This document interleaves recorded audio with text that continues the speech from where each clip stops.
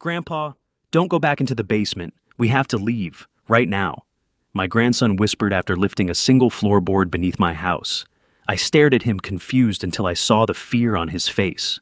Minutes earlier, I still believed my shaking hands and constant headaches were simply part of getting older. I had no idea someone had been hiding something beneath my own home for months. I always thought I knew my family better than anyone. I was about to discover how dangerously wrong I had been. I am grateful you chose to spend your time here. Before this story starts, tell me in the comments what country or city are you joining from today. Every single answer means something to me.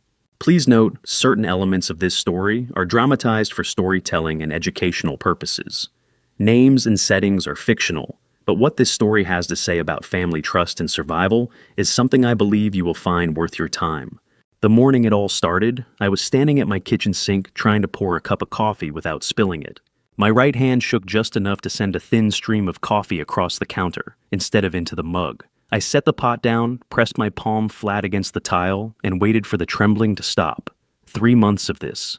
3 months of waking up with a headache sitting behind my eyes like a rusted nail. 3 months of my hands betraying me in small ways that added up to something I could not name. The doctors called it age. I was 65 years old, and my body was slowing down, they said. Perfectly normal, nothing to worry about. I wiped the spilled coffee with a dish towel and looked out the window above the sink. The maple tree in the backyard had gone full red overnight the way it did every October in Asheville. Margaret had loved that tree more than she loved most people. She used to stand right where I was standing now, both hands wrapped around her mug, and just look at it like it was telling her something. She had been gone 6 months, and I still reached for her mug by mistake every single morning before remembering. I left the coffee on the counter and walked out to the workshop. The workshop was a separate building behind the house, 12 by 20 feet pine boards I had cut and fitted myself back in 1991. The smell hit me the moment I pulled the door open. Sawdust and linseed oil and something older underneath the smell of wood that had been worked by hand for decades. I had built my first cabinet in this room. I had taught Caleb, my grandson, how to cut a proper dovetail joint right here at this bench when he was 11 years old. I sat down on my work stool and looked at the chair I had been building for the past 3 weeks. White oak straight grain, the kind of wood that does not forgive mistakes. I had gotten as far as fitting the back slats, and now the chair sat half-finished on the bench, waiting for hands steadier than mine had been lately. I picked up my marking gauge and tried to scribe a line across a piece of oak. The line came out crooked. I set the gauge down and rubbed my eyes with the back of my hand. The headache was already there low and constant the way it had been every morning since July. I heard the gate latch click and looked up. Gloria Hayes was coming across the yard, moving at the purposeful walk she used when she had decided something needed to be said. Gloria was 61, my neighbor for the past 14 years, a retired school teacher who kept a garden that shamed everything else on the street. She was carrying a plate covered in foil, which meant she had been baking again, which meant she had been thinking about me, which I did not entirely know how to feel about. "You didn't answer your phone this morning," she said, pushing the workshop door open wider and setting the plate on the corner of my bench. "I called twice." "I didn't hear it," I said. She looked at me the way she used to look at students who gave her an answer she did not believe. "Raymond, you look like you haven't slept in a week. Have you eaten anything today?" "I was about to make eggs." "It's 9:30 in the morning." "That's when I eat eggs." She pulled up the second stool without being invited the way she had been doing for years. Gloria Hayes was not a woman who waited for permission to sit down. She folded her hands in her lap and looked at the half-finished chair, then at me, then at the chair again. "How are you really?" she asked. My throat tightened in a way I had not expected. I turned back to the workbench and picked up a piece of sandpaper just to have something to do with my hands. "I'm fine, Gloria. Just tired." "You've been tired since July." Her voice was not unkind, but it did not move either. "I see your light on at 2 in the morning sometimes. I see you out here in the dark when you can't sleep. That's not just tired." I did not answer that because she was right, and we both knew it. She let the quiet sit for a moment, then she said, "Grant called me last week." My hands stopped moving on the sandpaper. I kept my eyes on the workbench. "Did he?" "He asked how you were doing, said he was worried about you, said you hadn't been yourself lately." She paused. "He was very warm about it, very concerned." Something about the way she said those last 2 words made me look up at her. Gloria was watching me with an expression I could not quite read, something careful in it, something held back. "He's a good son," I said, because that was what I had always said. Gloria nodded slowly. "Raymond." She leaned forward slightly, her voice dropping. 2 nights ago. Thursday night, there was a car parked on the street in front of your house. Dark sedan, no lights. It was there when I went to bed at 11, and it was still there when I got up at 1 in the morning for a glass of water. She held my gaze. I wrote down the license plate. The sandpaper went still in my hands. I didn't think much of it the first time, she continued. But it was there the Tuesday before that, too. Same car, I'm almost certain. Same spot. I set the sandpaper down on the bench very carefully, the way I set down a tool when I needed to think clearly. Outside, a gust of wind moved through the maple tree, and a handful of red leaves came loose and drifted past the workshop window. Did you tell anyone? I asked. I'm telling you, she said. I nodded. My heart was doing something uneven in my chest that had nothing to do with my age. 2 nights, maybe more that she had not seen. I thought about the mornings I had woken up dizzy for no reason I could explain, about the headaches that arrived, like clockwork in the dark, about the 3 months of feeling like I was living slightly underwater. I thought about Grant's phone call, the one I had gotten 2 days ago, his voice smooth as sanded wood. How are you feeling, Dad? You sound tired. Maybe it's time to think about making some changes. Gloria, I said slowly, you still have that license plate written down? She reached into her cardigan pocket and pulled out a folded slip of paper, set it on the workbench between us without a word. My hand was shaking again when I picked it up. This time, it had nothing to do with my age. 2 days after Gloria slipped that piece of paper into my hand, I heard 3 car doors slam in the driveway at the same time. Sunday morning, not yet 9 o'clock. I was still in my robe standing at the kitchen counter with a mug I had actually managed to fill without spilling. I looked out the front window and felt my stomach drop the way it did on the first cold morning of the year, sudden and unavoidable. Grant's black SUV sat in the driveway. My son, Grant Caldwell, was 46 years old, a mechanical engineer who had spent 20 years at Lockheed Martin's facility down in Charlotte. He was tall like me, broad-shouldered, with the kind of face that photographed well and gave very little away. Beside him, his wife Vivian was already smoothing her jacket as she stepped out of the car. Vivian Caldwell, 44 years old, a real estate agent who knew the price of every house in Buncombe County down to the last $1,000. She had the polished look she always had, hair-perfect heels on a Sunday morning, like she had somewhere more important to be, immediately after this. Behind them came my daughter Diane. Diane Caldwell was 43, the younger of my 2 children, and she worked in insurance claims over in Hendersonville. She was quieter than Grant always had been, the kind of person who listened more than she spoke. She got out of the car last and stood for a moment with her hand still on the door, looking at the house rather than at me. When she finally walked toward the porch, she kept her eyes somewhere around my shoulder. I opened the front door before any of them could knock. Dad! Grant smiled wide and stepped forward to hug me, clapping me on the back with both hands. You look good. Feeling better. Come in, I said. I'll make more coffee. They settled around the kitchen table the way they always did, Grant taking the chair closest to the window, Vivian beside him, Diane on the far end, with both hands wrapped around the mug I set in front of her. I pulled out the chair Margaret used to sit in, then pushed it back in and leaned against the counter instead. Before the coffee had finished brewing, Pastor Williams arrived.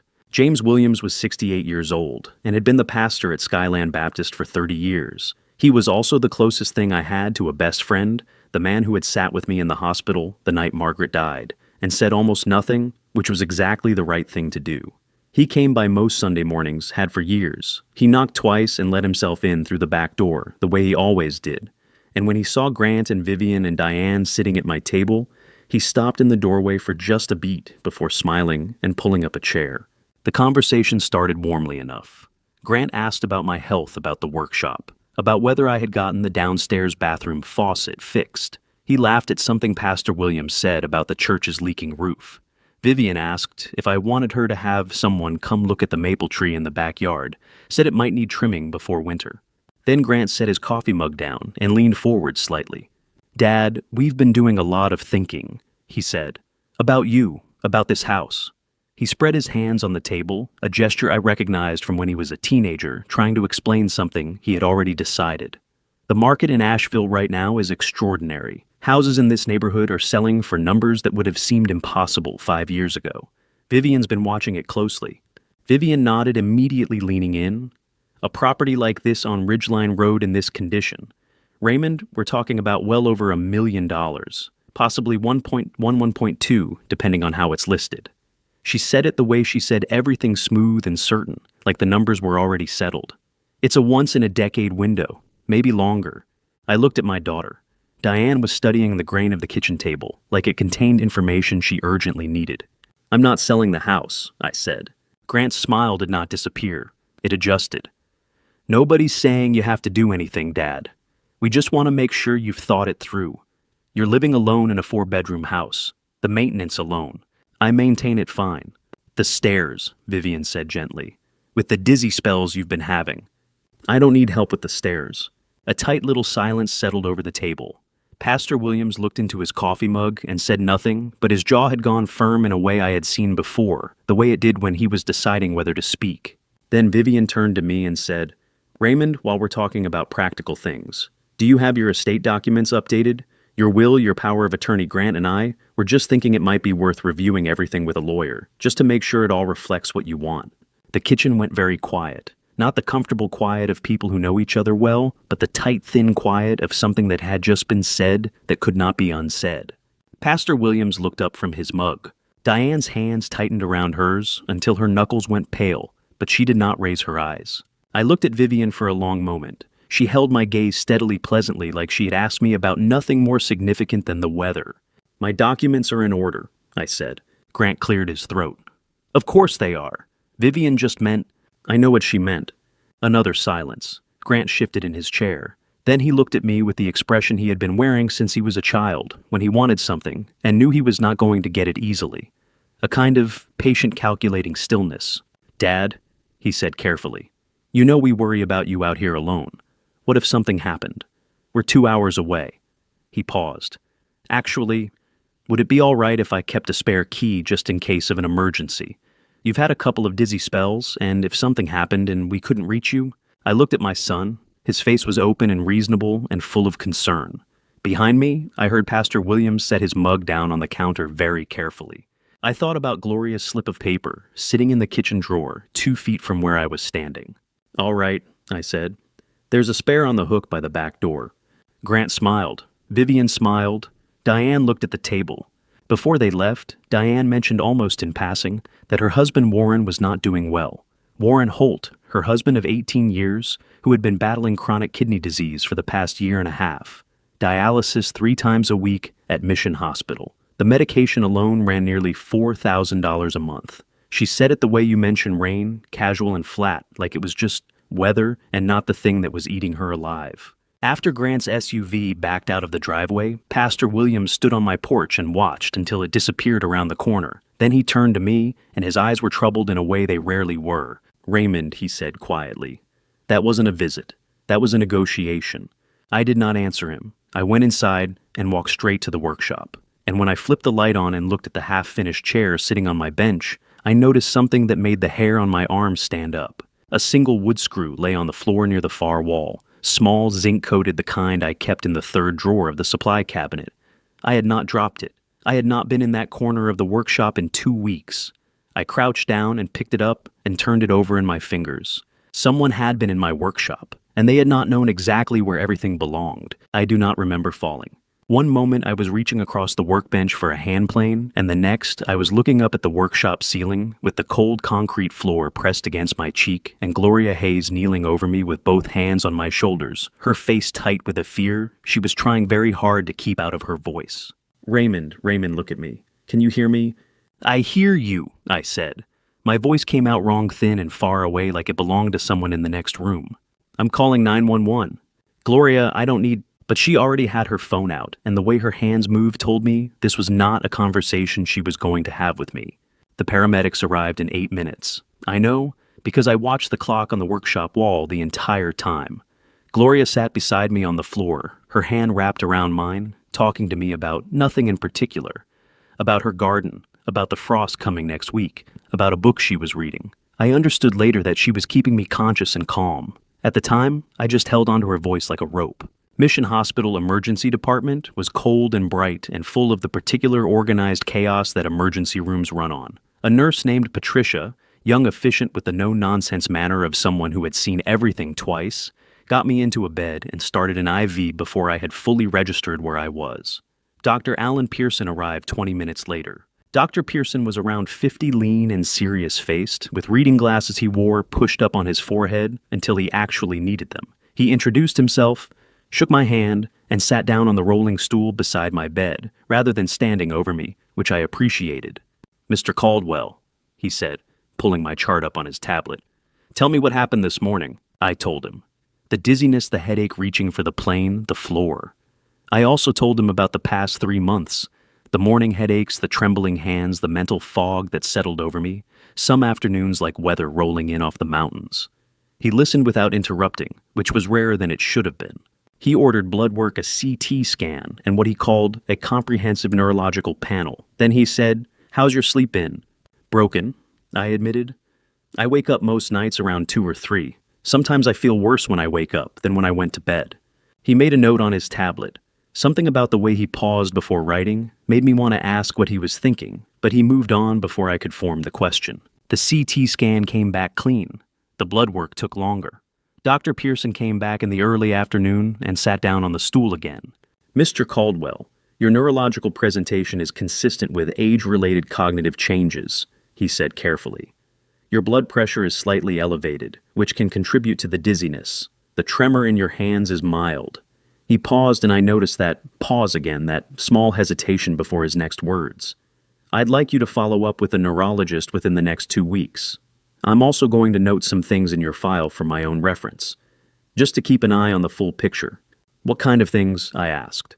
"Pattern of symptoms," he said. "Timing progression, nothing alarming, just thorough." He held my gaze a moment longer than the sentence required. "Is there anything in your home environment you think I should know about? Any recent changes? New appliances, renovation work, anything like that?" Something moved in my chest at that question, something I could not name. "Not that I can think of," I said. He nodded slowly and made another note. Grant arrived 45 minutes later. I had been drifting in and out of a light doze when I heard his voice in the hallway, and I did not open my eyes. I lay still with my breathing slow and even and listened through the partially open door. Grant had driven up from Charlotte 2 hours away, which meant he had left not long after receiving the call. He had stayed overnight in Asheville after Sunday's visit. He mentioned it to someone in the hallway that he had been at a hotel downtown. He was in Asheville when the hospital called. The drive had taken him 20 minutes. Vivian was with him. I heard him speaking with a nurse at the station just outside my room, his voice warm and appropriately worried, the voice of a devoted son. Then it shifted lowered slightly, and I heard him ask a question that put ice in my stomach. "In a situation like this where a parent is showing signs of cognitive decline, what does the process look like for establishing a legal guardianship, just so we understand our options?" The nurse's response was too quiet for me to catch. Then Vivian, barely above a whisper. "The doctor said, how long before it becomes legally significant?" "Grant, 6 weeks, maybe 8. He said the pattern suggests it will progress." My hands curled slowly around the hospital blanket. My eyes stayed closed. My breathing stayed even. But my heart was slamming so hard against my ribs, I was certain they would hear it through the wall. Dr. Pearson had not said that to me. He had said nothing of the sort, which meant Grant had either twisted whatever brief general words the doctor had offered or fabricated the timeline entirely to reassure Vivian. Under federal law, no physician can disclose a patient's medical information to a family member without the patient's written authorization. Grant had no such authorization. Whatever he was telling Vivian in that hallway had not come from any medical chart, it had come from him. Grant came into the room a few minutes later. I heard the chair scrape as he pulled it close to the bed. I felt his hand close to mine, and the warmth of it made something in my chest crack in a way I had not expected, because it felt exactly like the hand of a son who loved his father. "And get some rest, Dad," he said quietly. "We're going to take care of everything." I did not open my eyes. He sat with me for another hour talking softly about nothing, and I lay there and breathed and let him believe I was sleeping. When he and Vivian finally left, I heard their voices fade down the hallway, and then it was just the beeping of the monitor and the distant sounds of the hospital going about its business. Dr. Pearson came back in the early evening to check my chart. He stood at the foot of my bed and made a note on his tablet, and I watched him from under half-closed eyes. His pen moved for longer than updating routine vitals required. His brow was slightly furrowed, the look of a man working something out. Whatever he was writing, it was something he needed to remember. Gloria drove me home at 7 that evening. She walked me to the door and waited until I had the lights on inside before she left. I stood in the kitchen for a long time after I heard her car back out of the driveway. The workshop was dark through the back window. The screw I had picked up off the floor was still in my pocket. I turned it over between my fingers and thought about Grant's voice in that hallway asking about guardianship with the smooth, practiced ease of someone who had looked up the word long before today. And I thought about the connected ventilation grate above my bedroom door that I had never once thought to question. Wednesday came with rain that meant business. I heard it before I opened my eyes. A heavy, steady drumming on the roof that had been going since before dawn, the kind of October rain that soaks through everything and does not apologize for it. By the time I got to the kitchen, I could hear something else underneath the rain, a slow, irregular dripping from somewhere below me.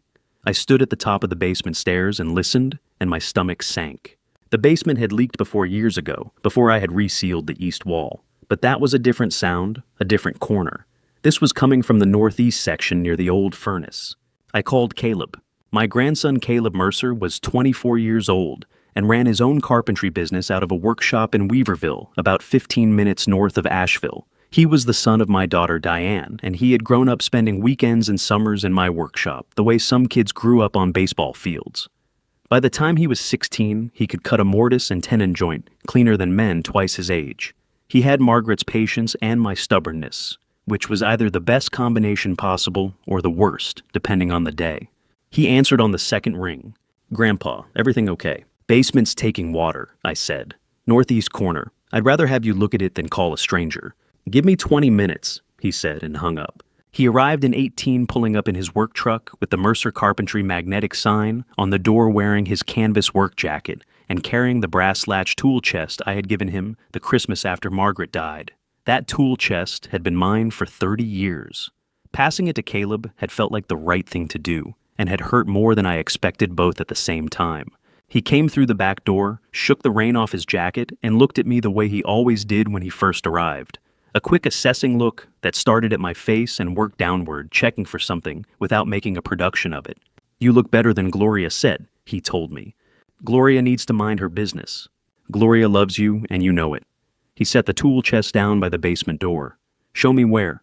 We went down together, me ahead, with the flashlight, Caleb behind, with his own light clipped to his jacket collar. The basement smelled of damp earth and old wood, the way it always did in October. I pointed the beam toward the northeast corner, and we could both see the thin line of water seeping along the base of the east wall, collecting in a shallow pool on the concrete floor. Caleb crouched down and ran his hand along the wall, feeling for the source. Then he moved his light slowly across the floor, tracing the water back toward the wall, and stopped. He was quiet for a moment. That particular quiet of his that meant he was looking at something carefully. "Grandpa," he said, "come here." I crossed to where he was crouching. He moved his flashlight beam to the floor in the northeast corner, to a section of floorboards that ran about 4 feet along the base of the wall. The wood was different from the surrounding floor, slightly lighter in color, the grain pattern subtly wrong, the boards running in the opposite direction from the rest. "Did you have work done down here recently?" Caleb asked. "Not that I remember," I said. "Not in the last couple of years." He set his flashlight down and ran both hands over the boards, pressing, testing the give. Then he looked up at me with an expression I had not seen on his face before. Something careful and very still. "Grandpa who taught you to lay a floor." "My father," I said. "Same way I taught you." Caleb nodded slowly. He pressed the edge of one board with his thumb, feeling the joint. "The person who did this section. It wasn't either of you. Look at the nail pattern. The spacing is off by almost a 1/4 inch consistent across every board. The grain direction is wrong for the room. And these joints." He ran his finger along the seam between 2 boards. "They use construction adhesive underneath. Nobody who learned this trade from the ground up uses adhesive on a basement subfloor. You use it when you're trying to make sure something doesn't move." I felt the cold from the concrete floor coming up through the soles of my shoes. "When could someone have done this?" I asked. Caleb looked at me steadily. "The wood hasn't had time to age with the rest of the floor. The color difference tells me this was done within the last 4 to 6 months. He paused. Grant. Has he been down here recently for any reason?" The screw from my workshop pocket felt suddenly very heavy, though it was upstairs in a kitchen drawer now. I thought about the spare key hanging on the hook by the back door, the one I had handed to my son 3 days ago, because he had asked so reasonably, and I had wanted so badly to believe the asking was reasonable. "He helped me with some things back in the summer," I said slowly. "After your grandmother passed, he came a few times." Caleb nodded. He did not say anything for a long moment. Then he reached into his tool chest and pulled out a flat pry bar. Short, precise, the kind used for careful work rather than demolition. "I need to open this up," he said. "Just enough to see what's underneath. I'll patch it after whatever we find." He looked at me. "Is that all right?" My mouth had gone dry. "Do it," I said. He worked slowly, wedging the pry bar into the seam, with a carpenter's delicacy easing the board up a fraction at a time to avoid splitting it. The adhesive underneath resisted, and then gave with a soft tearing sound. He lifted the board and set it carefully to one side. Underneath was a shallow cavity maybe 8 inches deep, running the length of the replaced section.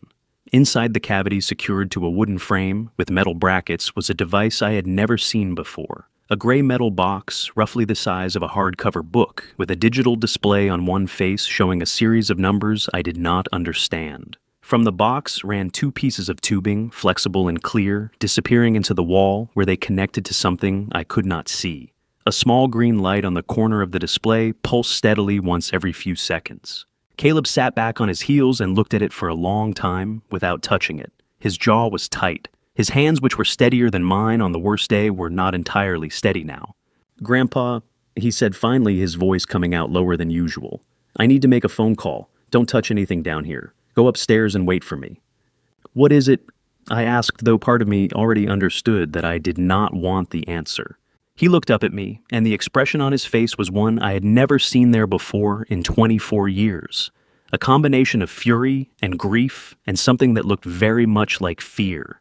"I don't know yet," he said, "but I'm going to find out." I sat at the kitchen table for 2 hours and did not move much. The rain kept coming. I could hear Caleb downstairs occasionally moving something, occasionally quiet for long stretches. I made a fresh pot of coffee, I did not drink, and sat with both hands wrapped around the mug and watched the water run down the kitchen window in thin, crooked lines. Outside, the maple tree bent slightly in the wind. Margaret had planted that tree the year we moved in. She had dug the hole herself. I was still sitting there when I heard tires on the wet gravel of the driveway. A man came to the back door that I did not recognize.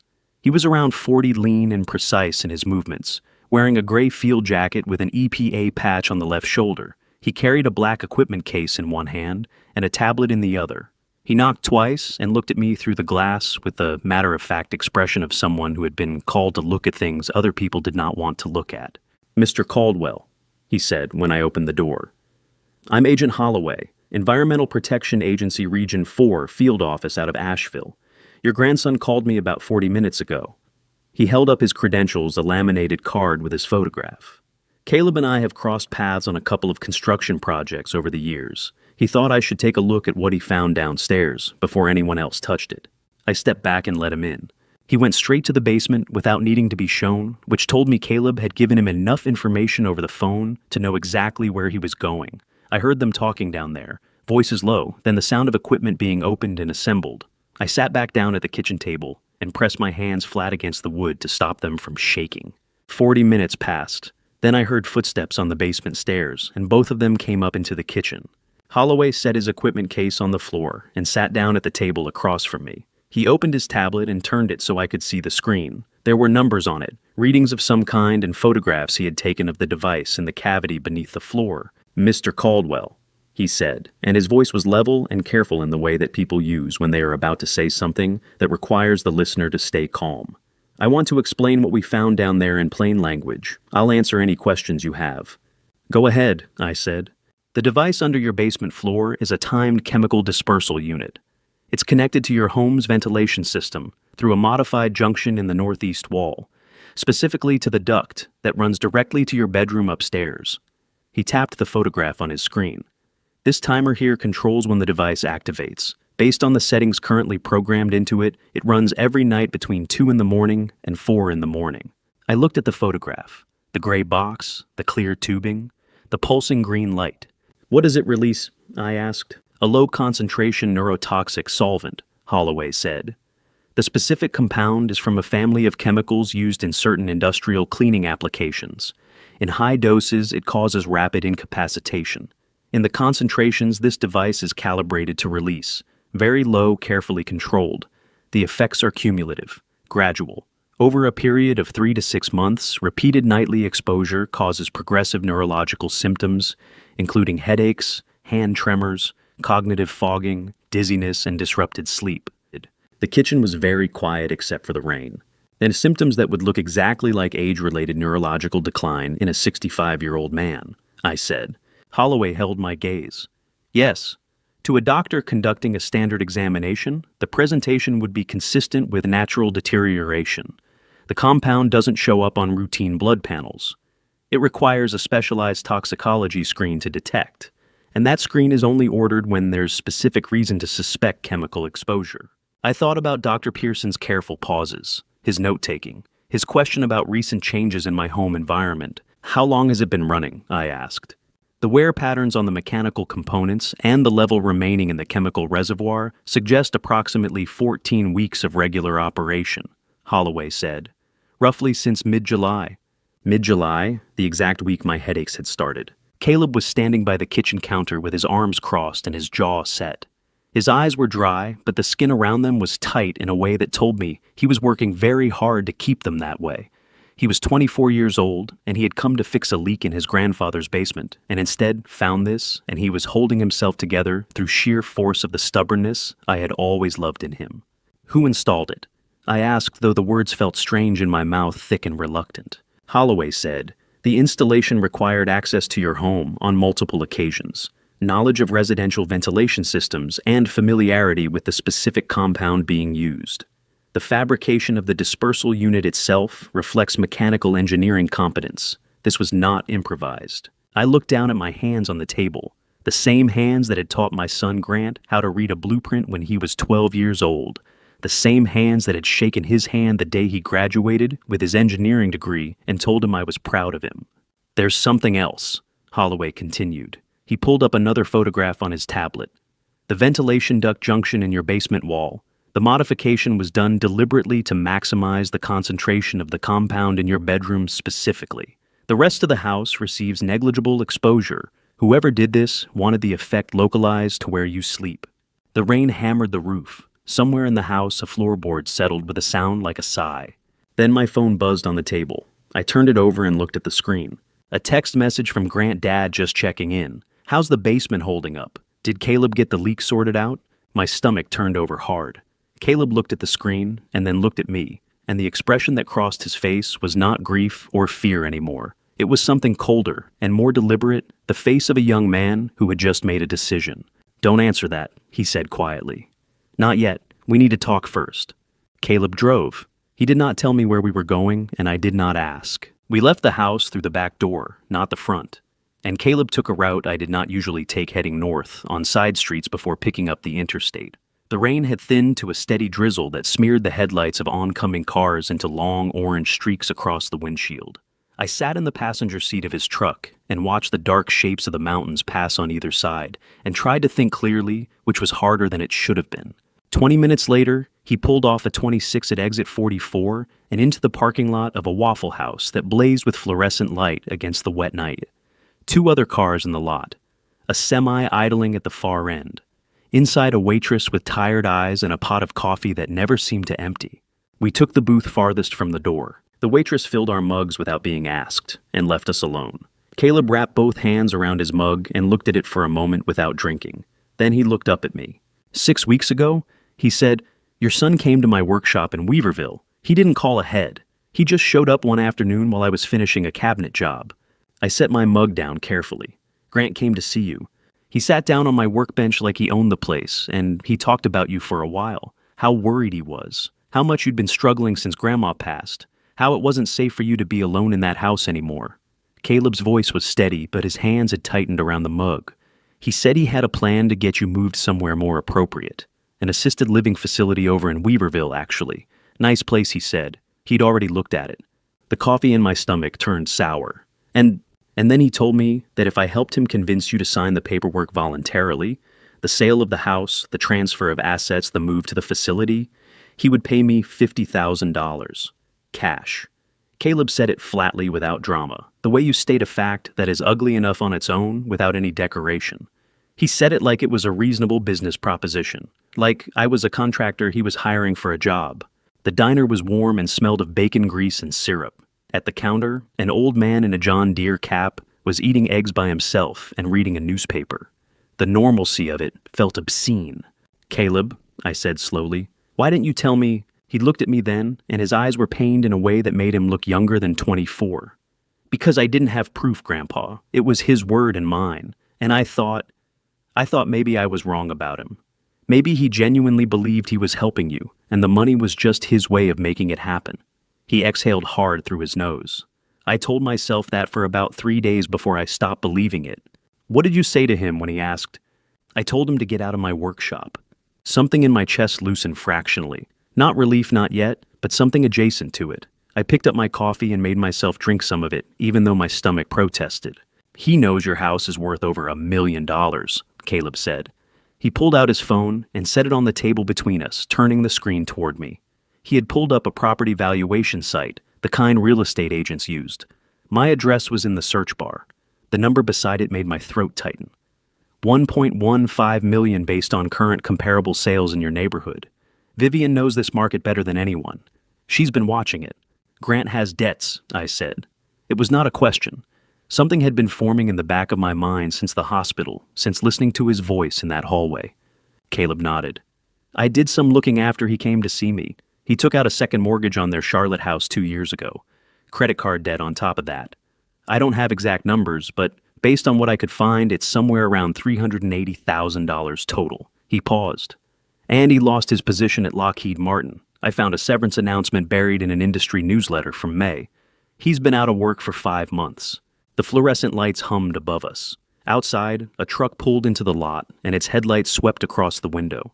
If I die, I said quietly, the house goes to Grant and Diane in equal shares. $575,000 each, Caleb said. Before taxes, enough to clear Grant's debt and have money left over. He put his phone back in his pocket. Vivian is a real estate agent, Grandpa. She would know the exact right moment to list a property like yours for maximum return.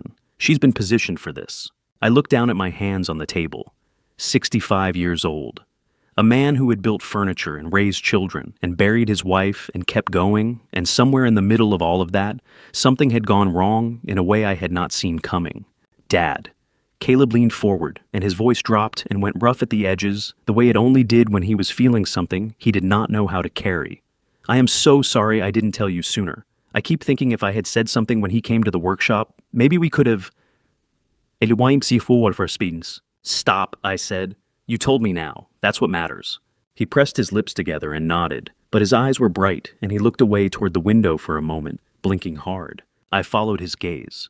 Across the road from the Waffle House, maybe 100 meters back in the shadow of a closed auto parts store, a dark sedan sat with its engine off and its lights out. I looked at it for a long moment. The shape of it was familiar in the particular way that things become familiar when you have been trying not to notice them.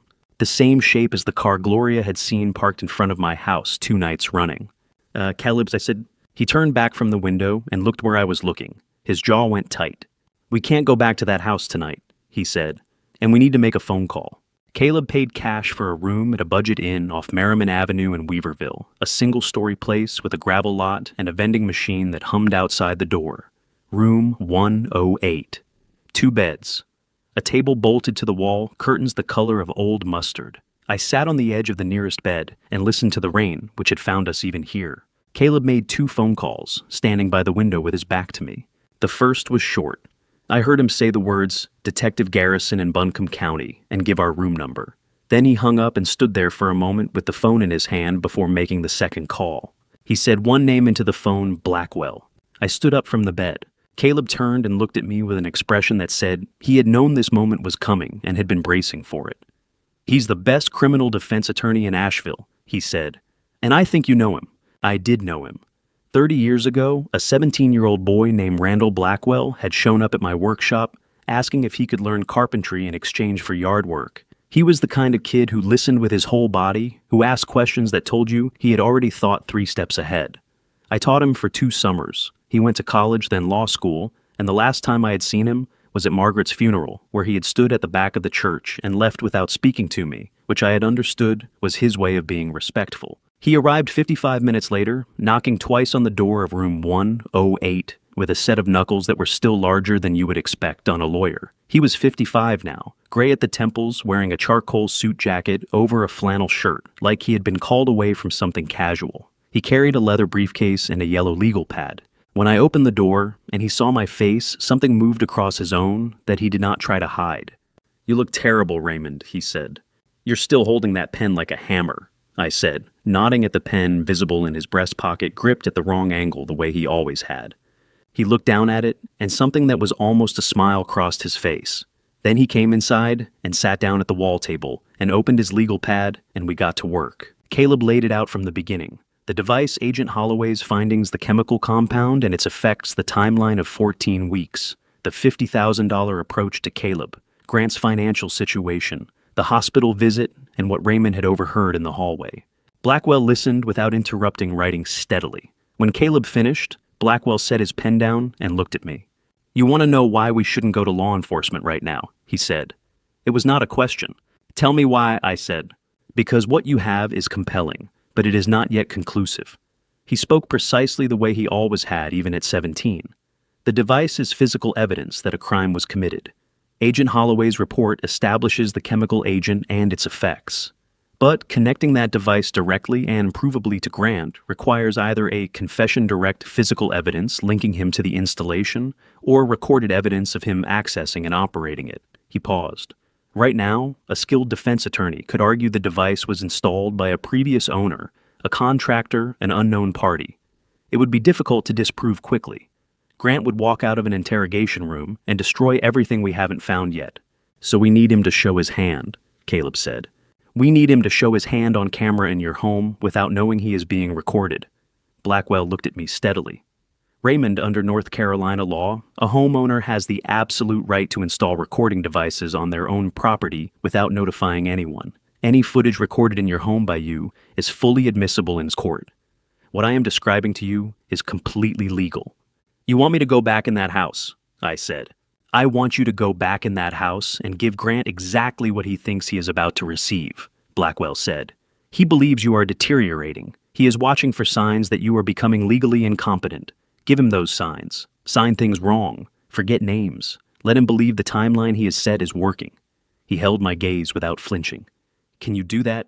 I thought about Margaret's handwriting in a birthday card she had given me years ago, her signature looping, and sure. I thought about Grant at my kitchen table with his reasonable face and his reasonable hands and his reasonable voice asking for a spare key. "I built furniture for 40 years, I said. "I know how to let a piece take shape before I make the cut." Blackwell nodded once. Then he picked up his phone and dialed. When the call connected, he said, "Detective Garrison, it's Blackwell. I have a situation I need you to hear tonight." Detective James Garrison was a detective with the Buncombe County Sheriff's Office, a name Caleb had mentioned to me once in connection with a fraud case Garrison had worked involving a building contractor in Weaverville. Blackwell put him on speaker, and Caleb laid out the situation a second time, more concisely. Garrison listened without speaking until Caleb finished. Then Garrison said, "I can open an informal parallel investigation based on the EPA report. That gives me standing to act when you have what you need. But I need the original chemical sample from Holloway with full chain of custody documentation before I can do anything formal." A pause.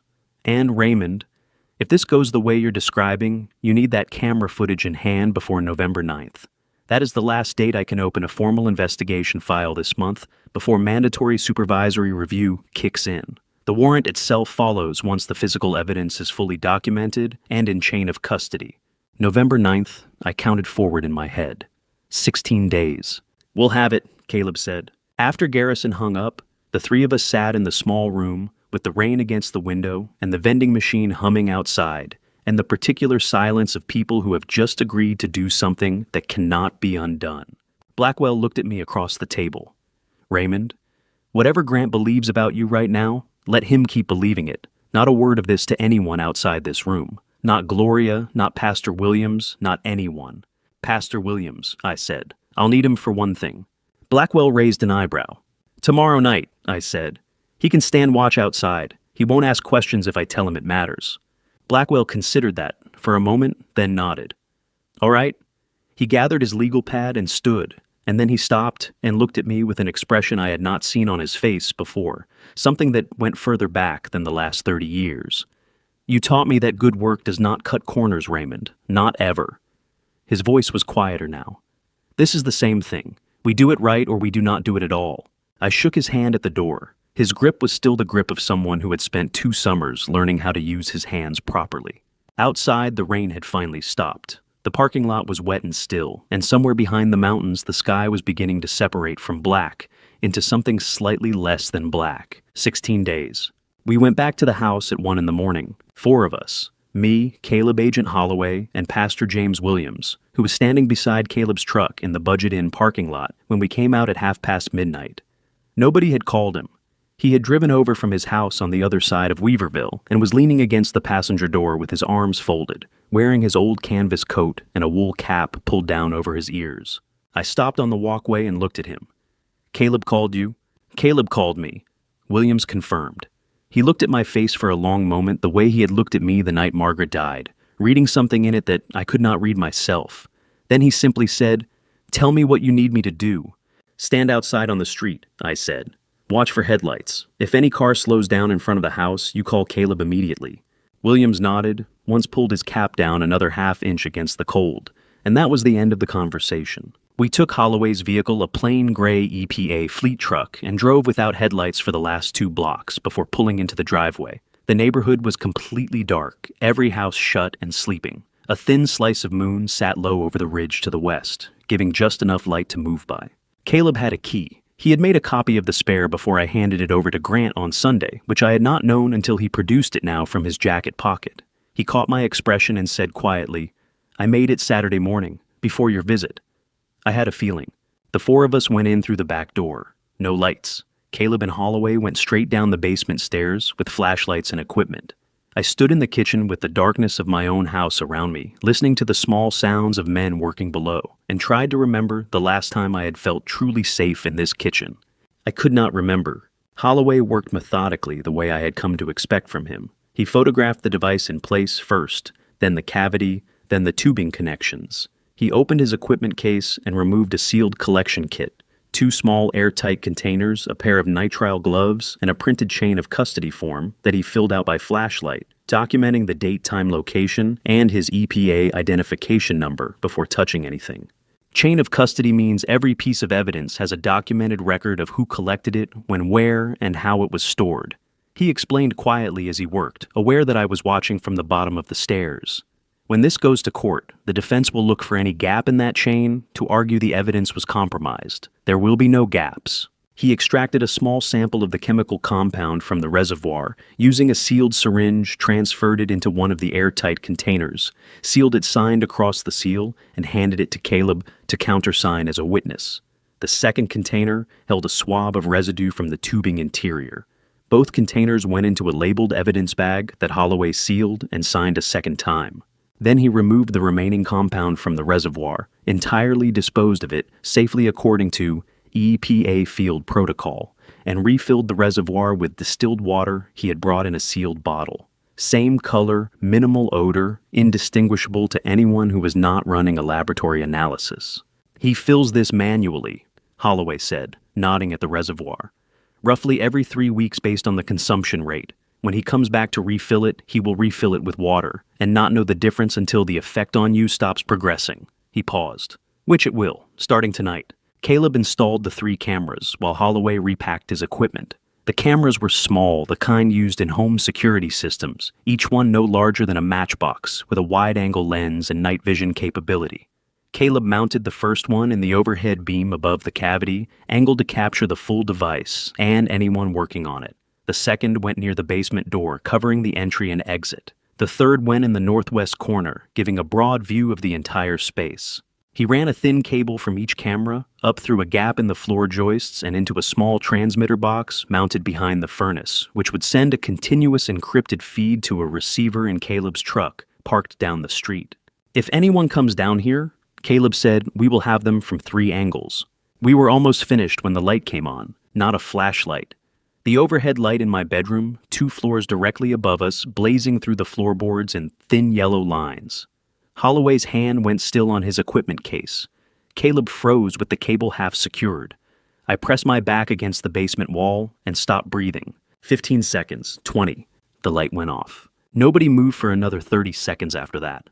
Then Caleb let out a breath that was not quite steady and said very quietly, "Motion sensor. You told me you put them in 3 years ago because you kept forgetting to turn the bedroom light off. I did, I said. My voice came out rougher than I intended. Wynn must have moved something.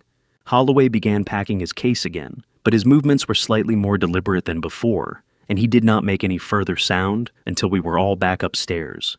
We went out the way we came in. Williams was at his post across the street, half hidden in the shadow of a neighbor's oak tree. He raised one hand when he saw us and shook his head slightly. Nothing had passed.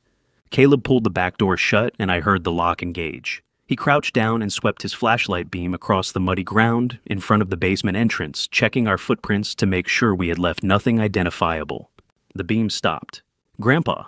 His voice was very controlled, the voice he used when he was keeping something out of it. "Come look at this." I crouched beside him. In the mud just to the right of the basement door, partially overlapping one of Holloway's boot prints, was the impression of a different shoe entirely. A sneaker by the tread pattern, large, maybe a size 12 or 13. The edges were sharp and distinct, the mud not yet dried around them. Fresh, made within the last few hours. Not one of ours. Holloway wore leather boots. Williams wore rubber-soled canvas shoes. Caleb wore work boots with a lug tread I could see clearly in the mud beside it. I wore my old leather-soled workshop shoes that left a smooth, narrow print. This tread was wide-cushioned athletic, a sneaker worn by someone who had stood here in this exact spot sometime tonight. Before us, I straightened up and looked at the dark house. Every window was black. The street was empty in both directions. Somewhere down the ridge, a dog barked twice and went quiet. "Someone was here tonight," I said. The words came out flat and factual because that was the only way I could say them. Before we arrived, Caleb stood beside me and looked at the same darkness and said nothing for a long moment. Then he pulled out his phone and took a photograph of the footprint with the flashlight beam illuminating it clearly. "I'm sending this to Blackwell right now," he said, "and tomorrow morning, first thing I'm calling Garrison. Before I tell you what we found next, comment the number 9 right now so I know you are still with me, because what comes next is the moment everything starts to shift, and I do not want you to miss it. A note: some elements of this story are fictional, crafted to illuminate something worth understanding. If that is not what you came for, this is a perfectly fine place to step away. No hard feelings at all." The morning after the longest night of my life, I stood in front of the bathroom mirror for a long time. I looked at myself the way I used to look at a piece of wood before cutting it, honestly, without flattering it or rushing the assessment. 65 years old, a face that had earned its lines, eyes that were still clear, still sharp, still mine. I thought about what Blackwell had asked me to do, and I thought about my son sitting at my kitchen table with his reasonable face and his reasonable hands. Then I practiced. I let my eyes go slightly unfocused. I let my shoulders drop unevenly the way they did on my worst mornings. I moved my right hand in the small, involuntary tremor that had become familiar over the past 3 months, exaggerating it just slightly, just enough.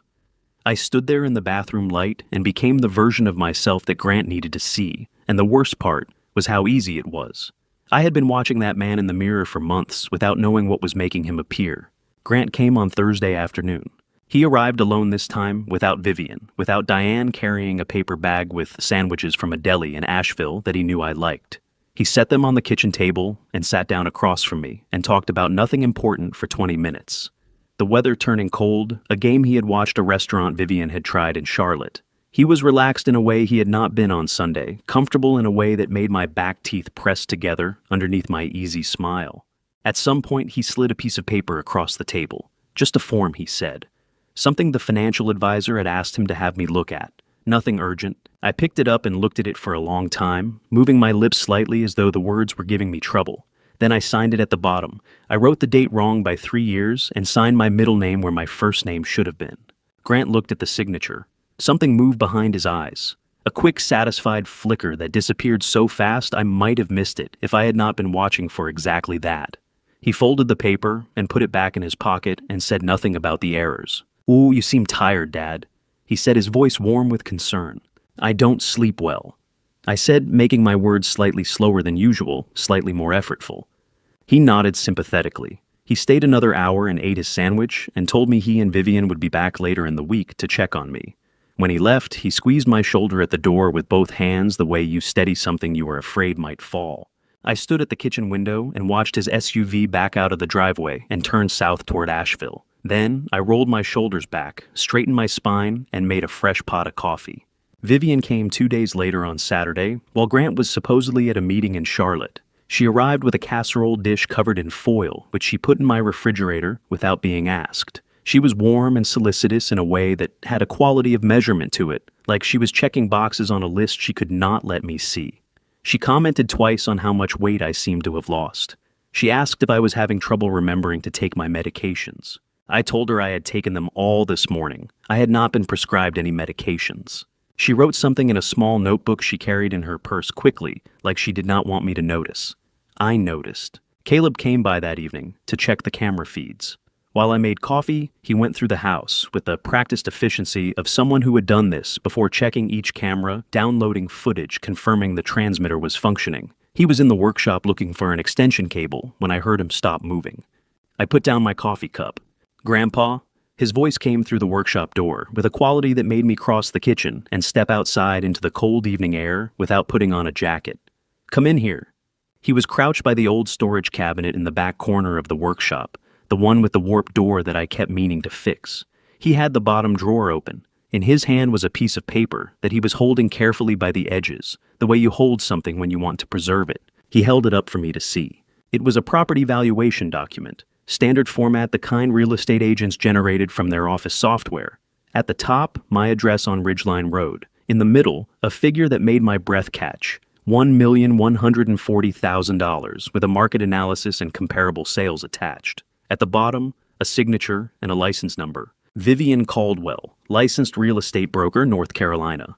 And at the top right corner, a date stamp. February 14th, 2024. I stood in the doorway of my workshop and looked at that date. February, 8 months ago. Margaret had died in April. In February, my wife had still been alive, still sleeping in our bed, still sitting in the chair by the window in the mornings, with her book and her tea. In February, Vivian had already walked through my house and put a number on it. "She must have left it when she came by on Saturday," Caleb said carefully. "She must have come into the workshop Saturday afternoon and set her bag down on the bench while you were resting." The document slipped out between the canvas rolls without her noticing, the kind of mistake a careful person makes exactly once when they think no one is watching and their guard drops just enough. I could not speak for a moment. Not because I had nothing to say, but because there was too much of it, and none of it was fit for saying out loud. I felt something move through my chest that was not grief, and was not rage, and was not quite either. Something older and colder, that I had no name for, the feeling of understanding something completely that you had been hoping was not true.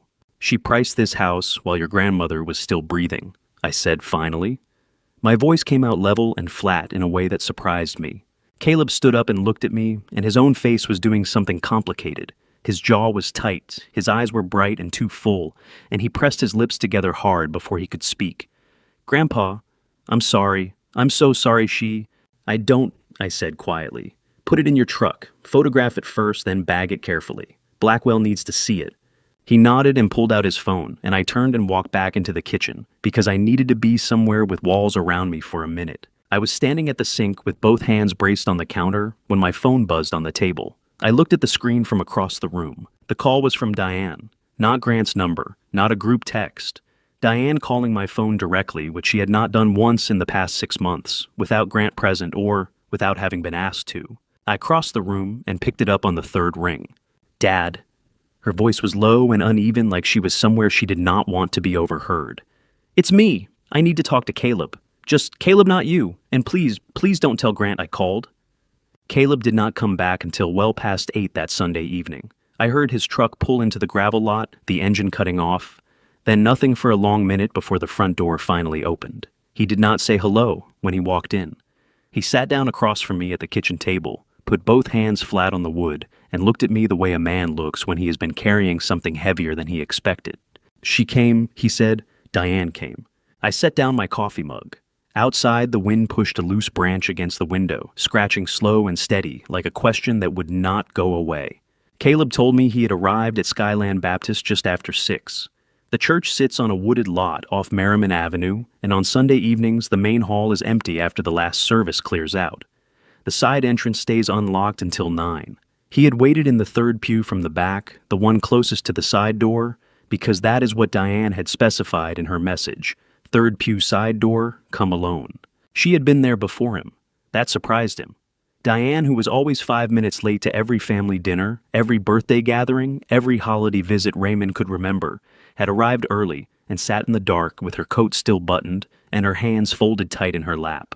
Caleb said she looked like she had not slept in several days. Her eyes were dry, but the skin beneath them was so dark and sunken it looked bruised. She said she needed to talk, Caleb told me, but then for a while she just kept staring at the cross up front and not saying anything. I didn't push her, I just waited. When Diane finally spoke, her first words were not an apology. They were a question. She asked Caleb if Raymond was still alive. Not sick, not in the hospital, not declining. Alive. Caleb said he told her yes, and that her shoulders dropped about 2 inches when he did. Then it came out slowly at first, and then all at once the way water moves through a crack in old wood, quiet, steady, and impossible to stop once it starts. Diane told Caleb that the plan had never been her idea. She said Grant had come to her 14 months ago, a few weeks after Margaret's funeral, and laid out the finances the way he would lay out a blueprint, precise numbered, already decided. He had told her that Raymond would not survive another winter alone in that house. He had told her that Warren's medical expenses were bleeding the family dry, that his own debts were closing in, and that the house on Ridgeline Road was the only asset any of them had left. He had said it would be simple, controlled, that Raymond would feel confused, then tired, then willing, that no one would be hurt. She believed him, Caleb said, and his voice cracked slightly on those 3 words. Or she wanted to believe him. I'm not sure which is worse. Diane had not known about the device in the basement, not at first. She had known there was a plan to introduce something into the ventilation that would accelerate Raymond's cognitive decline. That was the word Grant had used, accelerate. But she had told herself it was some kind of mild sedative compound, something that would make Raymond fog over gently, not something that would damage him from the inside out over 14 weeks. When Agent Holloway's preliminary findings had leaked through Warren, who had overheard a phone call between Grant and Vivian 3 days earlier, Diane had gone to Grant and demanded the truth. Grant had told her to calm down. Then he had told her something else. He had told her that if she backed out now, if she said a single word to anyone, he would make sure every record, every document, every text message pointed to her as the one who had sourced the device and arranged the installation. He told her she was already in it too deep to walk away clean. He told her that her name was on enough communications to put her away for a very long time, and that Warren's dialysis coverage would disappear the moment she was arrested. She was shaking when she told me that part, Caleb said. Not crying, just shaking, like she had been holding her breath for weeks and still couldn't figure out how to let it out. I did not say anything for a moment. I looked at the grain of the kitchen table, the one I had built the summer. Grant turned 12 the year Margaret and I had repainted the back porch and stayed up past midnight arguing about the color. Diane had been 9 that summer. She used to bring me lemonade in the workshop without being asked. Did she say what she wants to do? I asked. Caleb nodded slowly. She wants to cooperate. She said she'll give Garrison whatever he needs. Dates, messages, anything she has. But she's scared Grant will find out before there's enough in place to protect her. Does she know about the cameras? No, Caleb said. I didn't tell her. I told her to sit tight, keep acting normal, and not to contact Grant about any of this until I said otherwise. I picked up my mug again, not because I wanted the coffee, but because I needed something to hold. The liquid had gone cold. I drank it anyway. You did right, I told him. Caleb looked at me across the table, and I could see the exhaustion behind his eyes. The particular kind that comes not from physical labor, but from watching people you love make choices you cannot undo for them. He was 24 years old, and he was carrying more than most men twice his age would know how to hold. She asked about you, he said quietly. At the end, she asked if you were angry. What did you tell her? He thought about it for a second. I told her you were still her father. Outside, the branch scraped the window again. The kitchen light hummed. Somewhere down Ridgeline Road, a car door closed and both of us turned toward the sound before we realized we had done it. When I looked back at my grandson, I reached over and put my hand on his. His knuckles were white and his fingers were cold, the hands of a man who had been gripping the steering wheel too hard for too many miles. Get some sleep, I told him. We still have work to do. He nodded. He did not let go of my hand for a long moment. And then my phone buzzed on the table between us. A text. From Grant. 5 words. No punctuation time. Stamped at 8:53 in the evening. Bringing paperwork Wednesday. Stay home. I did not sleep that night. I lay on my side of the bed, still my side, always my side, even after 2 years, and stared at the ceiling while Grant's text sat on my phone like a stone on a chest. Bringing paperwork, Wednesday. Stay home. 5 words, and not one of them said anything about concern for his father, anything about family, anything that sounded like the boy I had taught to drive a nail straight on a Saturday morning in July. I got up just before 4, pulled on my work shirt, and went down the hall the way I always do when sleep will not come. But instead of going to the kitchen, I stopped at the door I had not opened in 14 months, Margaret's sewing room. It is the smallest room in the house, barely 10 feet across, with a one north-facing window that never gets direct sun. She had wanted it that way. She said harsh light faded the fabric. I had built the shelving along the west wall myself, fitted maple with adjustable brackets, and she had filled it with thread and pattern books and small glass jars of buttons sorted by color and size. I had not changed a single thing since the morning I came home from Mission Hospital and found the room exactly as she had left it. The chair pushed slightly out from the work table, a half-finished quilt folded over the arm, a pair of reading glasses resting open on top of a green cloth-covered book. I had meant to go in and sort through her things. I had told myself I would do it when I was ready. 7 months later, I was apparently ready at 4 in the morning, with Grant's text burning a hole in the back of my mind. The room smelled like her. I do not know how that is still possible after this long, but it is something between cedar and the lavender soap she ordered from a little shop in Brevard. I sat down in her chair, and for a moment I just put my hands on the work table and breathed. Then I picked up the green book. It was not a journal, in the way people picture journals. No lock, no decorated cover, no dates printed on the pages. Margaret had simply written in it the way she did everything else, quietly and without announcement. The entries were undated for the most part, written in her small, precise cursive, the handwriting of a woman who had learned to write when penmanship still mattered. I turned to the first page and read the first line, and then I could not stop. Most of it was ordinary life. Notes about the garden, observations about weather, a line about a neighbor's dog that kept digging under the fence, reminders to herself about doctor appointments and grocery lists.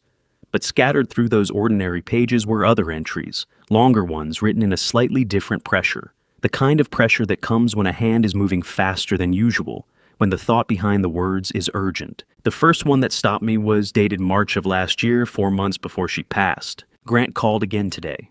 3rd time this week. He keeps steering the conversation back to the house, what it's worth, what the market is doing, whether Raymond has thought about downsizing. I told him his father would never leave this house willingly, and he said, "That's the problem." I did not like the way he said it. I cannot explain exactly why. It was the flatness of it, like he had already decided something and was just waiting for the right moment. I set the book down on the work table. My hands were not shaking the way they had been for weeks. Whatever Holloway had stopped when he replaced the solvent with distilled water had given my body back some steadiness. But my chest was doing something that had nothing to do with any chemical compound. I picked the book back up and kept reading. 2 pages later, another entry. Vivian came by on her own today without Grant. She said she was just passing through, but Vivian Caldwell does not pass through. She asked if she could look at the back lot, said she was curious about the property line. I watched her from the kitchen window. She walked the perimeter with her phone out taking photographs. She did not know I was watching. When she came back inside, she said the yard was lovely and asked if we had ever had the property appraised. I told her Raymond had it assessed when we refinanced 11 years ago. She smiled and said values had changed considerably since then. I told her I was sure they had. February. Vivian's appraisal document Caleb had photographed was dated February 14th of this year. Margaret had noticed Vivian measuring the property months before that document was ever signed. My wife had seen it coming and had written it down in careful, quiet cursive in a green cloth-covered book, and I had walked past that room every morning for 14 months without knowing. I read until the sky outside the north window began to shift from black to the deep gray blue that comes before actual light. By then, I had read every entry twice. The last one was written in early June, approximately 3 weeks before she was admitted to the hospital for the final time. The handwriting was slightly looser than the earlier pages, the letters a little wider, the way handwriting changes when a person's grip is not quite what it was. I worry Raymond is too trusting. It is one of the things I have always loved most about him, and one of the things that frightens me most now. He builds things for people because he believes in the worth of what he makes. He does not understand yet that some people look at what he has built and see only what it could sell for.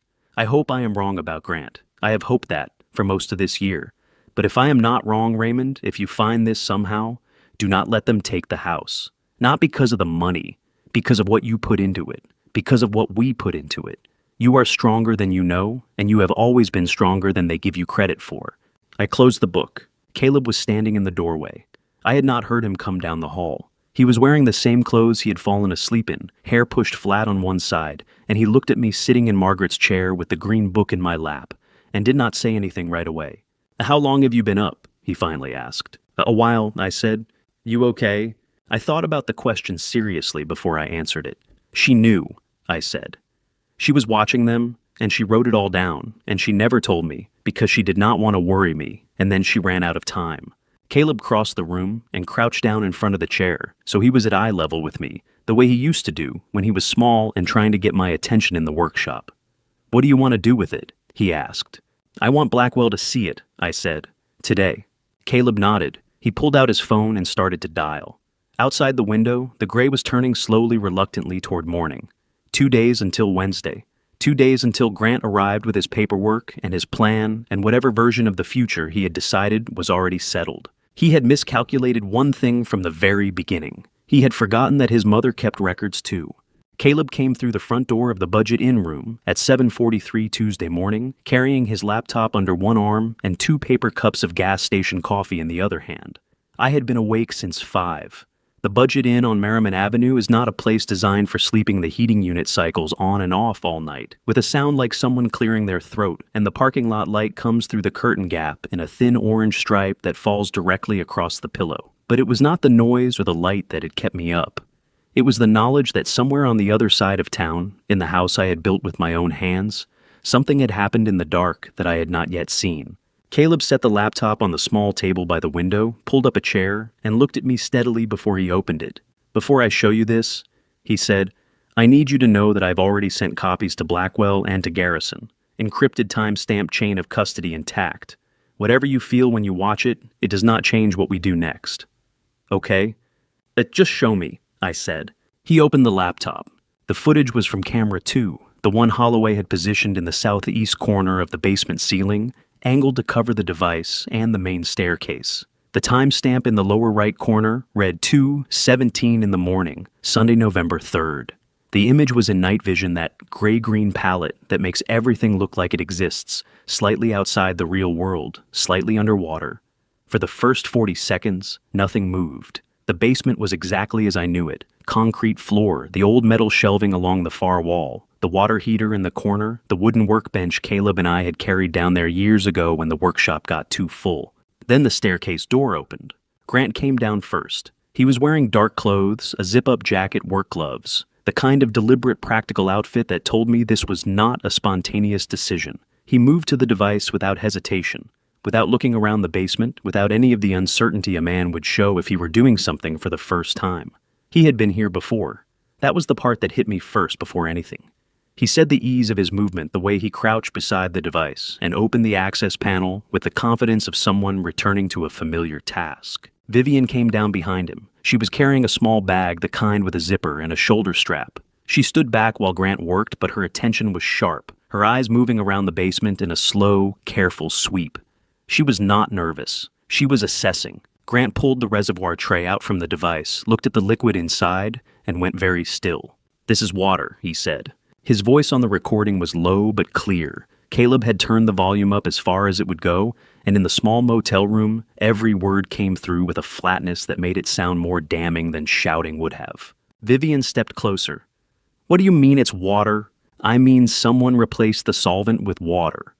Grant set the tray on the floor and straightened up, pulling his gloves off one finger at a time. "The entire reservoir. Someone drained it and refilled it with plain water." Vivian's voice dropped. I don't know. Recently. The mechanism is still running the timer, the dispersal unit, all of it, but there's nothing in it. It's been pumping water vapor into the ventilation for however long this has been sitting here." There was a pause on the recording. Vivian set her bag on the workbench. "Does he know?" "He can't know," Grant said, but his voice had shifted. The certainty was still there, but underneath it something had changed. Something had gone uncertain at the edges. "He's been declining on schedule. Every time I've seen him, he looks worse."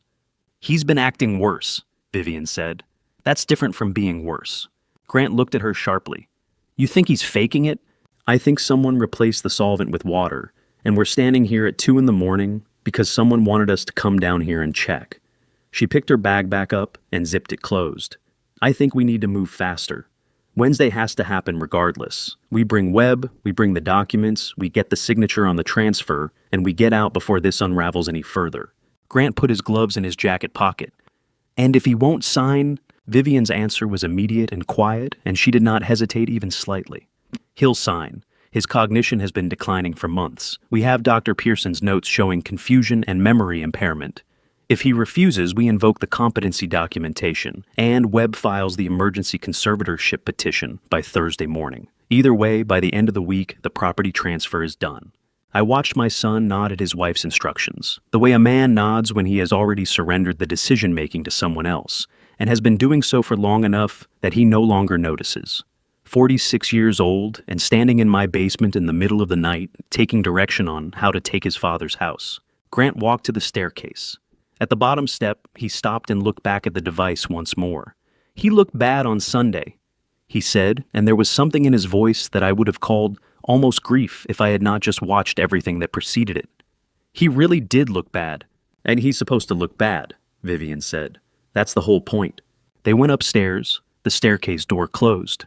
For 11 more minutes, the basement sat empty on the recording, the device running silently on its timer, pumping nothing into the house I had built, and then at the edge of the frame, just barely visible, the door at the top of the stairs opened a crack and then closed again, without anyone coming through. One set of shoes visible in the gap. Women's shoes narrow, the kind Diane wore. Caleb stopped the playback and closed the laptop. I sat with my gas station coffee going cold between my hands and looked at the wall of the motel room and thought about a boy of 12 learning to drive a nail straight on a Saturday morning in July and how far a person can travel from the place where they started without ever seeming to move at all. Garrison needs to see this today, I said. Already sent, Caleb said. He called me at 6. He said to sit tight and not to change the plan. Wednesday still happens. We let them walk in. Outside on Marymount Avenue, a truck pulled through the parking lot tires loud on the wet asphalt. And then it was quiet again. One more day. 24 hours between where we were sitting and what was coming. Caleb, I said. Yeah. That crack in the door. The shoes. He nodded slowly. I know. She was there the whole time and she didn't go in. I know, Dad. He caught himself, looked at the table. Sorry, I meant... It's all right, I said. It's all right. The call came in at 2:14 that afternoon, while Caleb was out getting sandwiches from the gas station 2 lots down from the Budget Inn. I did not recognize the number, a local Asheville area code, but not one I had saved. I answered on the 3rd ring. Mr. Caldwell, this is Warren Holt, Diane's husband. I had met Warren Holt 4 times, in 18 years, the wedding to Thanksgiving's Margaret's funeral. A tall man, once broad-shouldered before a kidney disease, spent 3 years rearranging him from the inside. He worked part-time as a bookkeeper in Arden. Careful, methodical work for a man who had learned not to spend energy he did not have. Diane doesn't know I'm calling, he said. She'd be scared if she knew. 11 days earlier, the same night Caleb and I were at the Waffle House, Warren had been sorting his evening medication in the kitchen when Diane stepped onto the back porch to take a call. The sliding glass door did not close flush with the frame. Warren heard everything. Grant's voice. 7 minutes of instructions delivered with the patience of someone who had rehearsed them. He told her the device had been running 14 weeks, and that you should be showing enough decline to support the competency filing, Warren said. He wanted Diane to provide the family witness statement. He told her Marcus Webb had the petition already drafted. Did she agree? I asked. She asked for more time. Grant said there wasn't any. Warren paused to breathe. He said if the transfer didn't happen this week, he would take steps to accelerate the situation. I wrote it all down that night, and I've had it in my filing cabinet since trying to decide what to do. You're doing the right thing, I said. I should have called sooner. Caleb came back 20 minutes later and found me at the table with Warren's account written out longhand. Blackwell called within 10 minutes of Caleb texting him.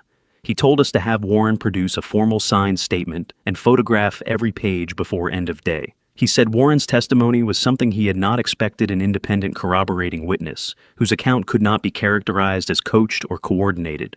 Detective Garrison arrived at 6:47, unmarked gray sedan, dark jeans, blue fleece. He knocked on the door of room 108 with 3 businesslike raps. James Garrison had been with the Buncombe County Sheriff's Office for 21 years, broad, steady, unhurried in the particular way of a man who had stopped letting urgency make his decisions. Warrants for Grant and Vivian had been signed by a Superior Court judge that afternoon. Wednesday morning, 2 plainclothes deputies would be on Ridgeline Road before 9. Holloway would bring the chemical sample. Blackwell would be inside. Caleb slid his phone across the table and showed Garrison the photograph of the shoe print from outside the basement door. Garrison looked at it for a moment, then pulled out his own phone and compared it against something on his screen. "Size 13 Nike running shoe," he said. "Same tread matches a purchase Grant Caldwell made in September. He was at that house the night before you went back in. That print goes into the physical evidence file tomorrow morning." "And Diane?" I asked. Garrison looked at me steadily. "What she does tomorrow morning will matter considerably." After he left, I stood at the window and watched the thin Tuesday evening traffic on Merriman Avenue. One more night. I picked up the cold half sandwich still on the table and ate it anyway. Tomorrow required whatever strength I had. Before I reveal what happened the morning they walked through that door, drop the word "standing" in the comments.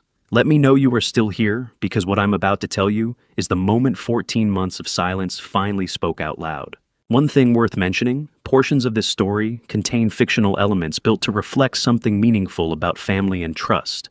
If you would rather not continue, this is your moment to step away. But if you are staying, I promise it is worth it. We drove back to Ridgeline Road at 6:15 Wednesday morning before the neighborhood was properly awake. Caleb took the long way around coming up from the south end, which meant we passed Gloria Hayes' house first. The blue Craftsman with the white porch rails and the overgrown rosebush she had been meaning to trim since spring. Her kitchen light was on. As we rolled past, she appeared at her front window with a coffee mug in both hands and looked at the truck. She did not wave. She gave a single slow nod, the kind that means, "I see you, and I am glad you are still standing." I nodded back and we drove on. The house looked exactly as I had left it 12 days ago. Copper leaves across the porch steps. Workshop light off front porch. Light still burning the way I always left it. I stood at the door for a moment before turning the key. Margaret had chosen the colonial blue paint. 2 full weekends of deliberating, holding chips against the wood in different lights, asking my opinion and arriving at her own conclusion anyway. I put my hand flat against it for just a second. Then I went inside. Attorney Randall Blackwell arrived at 7, exactly in a dark green pickup, older than most people would expect from a practicing attorney. He was compact and precise. 55 reading glasses pushed up on his forehead, leather document case under his arm, with stitching in 4 different colors from being resoled that many times. He had spent 3 years in this workshop in his early 20s, learning to cut mortise and tenon joints on Saturday mornings. He had gone to law school at 31. I had attended his bar ceremony. He had sent a Christmas card every year since. He held my hand a moment longer than a handshake required. "How are you doing, Raymond?" "I'm standing," I said. "That's enough for today." He set his document case on the kitchen table and opened it without wasted motion. Garrison had confirmed both deputies were in position. Holloway was parked on the service road off the north end of Ridgeline, ready to come up on signal. Every piece of evidence footage, Warren's statement, Margaret's journal, chain of custody documentation, Dr. Pearson's original notes against the fabricated competency assessment was accounted for and in hand. "What they walked into that basement with is not defensible," Blackwell said. He looked up over his reading glasses. "I want you to know that before they arrive. I went to make coffee because the morning required it and because my hands needed something to do." Caleb positioned himself in the hallway with the camera feed live on his phone, all 3 basement cameras monitored simultaneously by Garrison outside. At 9:47, a black SUV turned onto Ridgeline Road. Caleb said quietly from the hallway just, "They're here," and something in my chest went completely still. Not calm. Still. The way a workshop goes still in the last moment before the cut you have been measuring for. Grant came up the porch steps in a collared shirt and sport coat. Vivian followed in a gray blazer. Behind them was a man I had not met, Marcus Webb, approximately 50, silver-haired, leather portfolio under his arm, wearing the expression of a professional who expects the morning to be straightforward. He was not part of what Grant and Vivian had built. He was the code of legitimacy they had painted over it. Diane was not with them. I held that quietly. Grant knocked even though he had a key. I noted the performance of it and went to answer. He called me Dad at the door. His voice was warm and prepared. Blackwell was visible at the far end of the kitchen, and Grant's warmth shifted just slightly, just enough for a man who had watched his son's face for 46 years to catch it. Webb presented the conservatorship documents. Blackwell reviewed them, then slid them back across the table and laid out the fraud, plainly fabricated medical assessment, secret appraisal dated 8 months prior, 3 subsequent evaluations, showing no cognitive impairment, all documented and present. Webb looked at Grant. The expression on his face changed the way light changes when a cloud moves across the sun. Grant's hand came off my shoulder. I picked up the pen Webb had placed on the table. I held it over the signature line, while the room went completely quiet and Grant leaned forward and Vivian held her breath. Then I set the pen down. No, I said. The word hung in the kitchen, the way smoke hangs after a fire has been put out. Present traceable, impossible to call back. Grant straightened up from the table. The warmth he had walked in with was gone now, not gradually, but all at once, the way a performance ends when the audience stops responding the way the performer expected. What replaced it was something I had not seen on my son's face before. Not anger exactly and not panic, but the particular expression of a man who has been moving along a carefully constructed path and has just looked down to find the ground has changed under his feet. "Dad," he said, and his voice had a new quality to it, lower and tighter. "I need you to think about what you're doing. You're not well. You've been confused, you've been falling. You collapsed in your own workshop. Dr. Pearson's documentation is clear. This is not us taking something from you. This is us making sure you're protected." "His physician has reviewed those notes," Blackwell said from across the table, his voice carrying the flat, unargued tone of a man presenting established fact. "Dr. Pearson's original records do not support a competency filing. The assessment submitted to Mr. Webb's office was selectively compiled. That constitutes fraud upon the court. Mr. Caldwell and I would strongly advise you to stop speaking. Dr. Pearson was not party to this filing. Grant had extracted early observations from the doctor's notes without authorization and presented them to Mr. Webb's office as a formal clinical assessment of incompetence, which they were not, and which Dr. Pearson had never authorized or intended. Grant looked at Blackwell, the way people look at obstacles they had not budgeted for. Then he looked back at me, and something shifted in his decision. I watched it happen, the small internal pivot of a man choosing to push harder rather than pull back. "I signed the document, Dad." His voice had dropped to the register he used when he was certain he was right about something. "This isn't a negotiation. You need to sign it." That was the moment. Not a dramatic moment, no raised voices, no fists on the table. Just my son telling his 65-year-old father to sign away the house he had built with his own hands, in a voice that had stopped asking and started instructing. That was the moment Garrison had been waiting for, and the small device Blackwell had placed on the kitchen windowsill at 7 that morning had captured every word of it in clear, unambiguous audio. My phone buzzed once on the table, Caleb's signal. 30 seconds later, the front door opened. Detective Garrison came in, first still in his civilian clothes from the previous evening, the dark jeans, the blue fleece, but with his badge visible now on his belt, and 2 plainclothes deputies behind him, who moved with the practiced, unhurried efficiency of people who have done this before. Behind them came Agent Holloway, carrying a sealed evidence case that I recognized as the container holding the original chemical sample from the basement reservoir, the sample that had been extracted, documented and signed into chain of custody on the night of October 24th. Grant turned at the sound of the door. He looked at Garrison. He looked at the badge. He looked at the evidence case in Holloway's hand, and I watched his face do something I had not seen it do since he was a boy. It simply stopped. Every constructed thing about his expression stopped working at once, leaving something underneath that was younger and more lost than anything he had shown in this kitchen. Grant Allen Caldwell. Garrison said, producing a folded document from his jacket, "I have a warrant for your arrest issued by the Buncombe County Superior Court. You are being charged with attempted first-degree murder by means of poison under North Carolina General Statute 14-17, elder abuse under North Carolina General Statute 14-32.3, criminal conspiracy and fraud." He unfolded the warrant and held it out. "You have the right to remain silent. Anything you say can and will be used against you in a court of law. You have the right to an attorney. If you cannot afford an attorney, one will be appointed for you." Grant did not move. He stood in my kitchen with the warrant in front of him and did not reach for it and did not speak. One of the deputies stepped to his left side, and still he did not move, not in resistance, but in the particular stillness of a man whose body has not yet caught up with what his mind has just understood. Vivian understood faster. She had always been quicker than Grant. In that way, she had built her career on reading a situation before anyone else in the room had finished processing it. She looked at Holloway's evidence case, and she looked at Blackwell's document folder, and she looked at the small device on the kitchen windowsill, and she pressed her lips together in a thin line that was not quite anger and not quite defeat, but something in between that had no clean name. Vivian Lynn Caldwell. Garrison continued producing a second warrant. I have a warrant for your arrest on the same charges. Marcus Webb had not moved from his position at the far end of the kitchen table. He was holding the conservatorship documents in both hands and looking at Agent Holloway's evidence case with the expression of a man rapidly reconstructing the last several weeks of his professional life.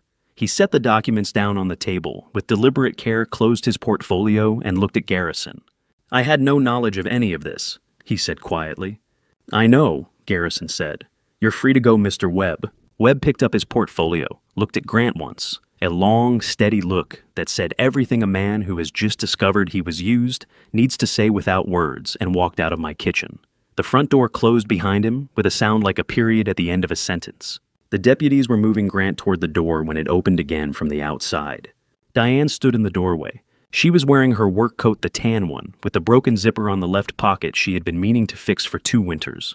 Her car was not at the curb. She had walked up Ridgeline Road from wherever she had left it, and the walk had put color in her face and damp at her hairline. She looked at Grant being guided toward the door, and she looked at the deputies, and she looked at me, and her eyes went bright and wet, and she pressed her hand flat over her mouth for a moment, the way people do when they need to hold something in that wants very badly to come out. She stepped aside to let the deputies bring Grant through the door. Grant looked at her as he passed. He did not say her name. He looked at her the way a man looks when he realizes the last piece of the thing he built has just fallen, and then he looked away, and the deputies took him down the porch steps toward the street. Garrison paused beside Diane in the doorway.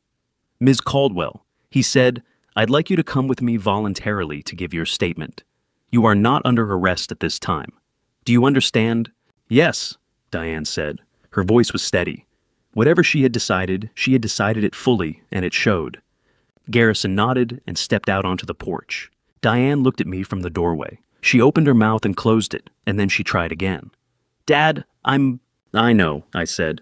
I'm so sorry. I know that too. She nodded.